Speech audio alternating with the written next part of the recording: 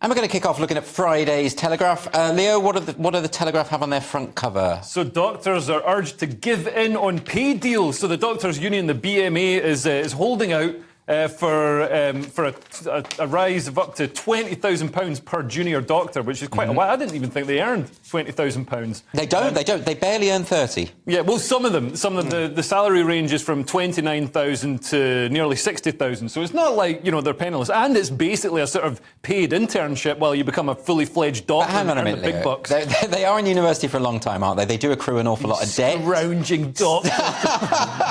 You're far too Tory today. This is ridiculous.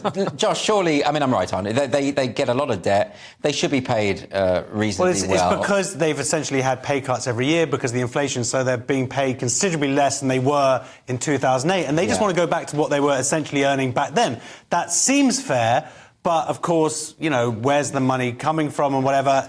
Rishi Sunak has basically said, it's 6% and that's it, and that's all we're going to do and no more. Yeah. So he's working class. Is that a good impression of him, I think? So what about this British Medical Association chair who says, they're getting, they come out with over £100,000 worth of debt, but they're being paid £14.10 an hour. He says that's less than I pay my cleaner. Yeah, he made those bold claims. I mean, his cleaner's quite well paid then. That's not bad, is it? Yeah, that's pretty good. But I don't know. I mean, there is a point. I mean, with other people going on strike, train drivers and stuff, it's like they actually get paid more than junior doctors in a lot of cases. Whereas junior doctors, we need to start. There's so many staffing shortages in the NHS, not just with doctors but with nurses and across the whole of the workforce. So the market needs to respond by perhaps bringing the well, also because they'll just go abroad, which is what they're already saying, going to Australia. And I mean, I'd like to think they wouldn't, because becoming a doctor is a very vocational thing, isn't it? You understand that in the early years. No, they just do it for the money. Everyone knows. Oh, come on! I really hope not. But sorry, before you move on, there's another story on there. COVID will hurt education for years, says the International Monetary Fund.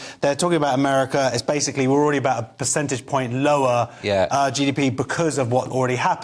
We have US reading ability is the lowest in 30 years. The maths scores are the lowest since 1969. Yeah, this is a long-term impact. This was the thing that a lot of people weren't considering. I know during the pandemic, because I'm a former teacher, I was thinking this. The way that these kids, it's so big when a kid misses a week of work at school. Getting them caught up is really, really hard. They basically miss months. I would say it was effective for 2 years in total. We've basically got an illiterate generation now. Well, I mean, that might be a bit dramatic. Yeah, but they weren't that literate to start off with. Well, exactly. So they needed all the help they can get, and they weren't getting it. OK.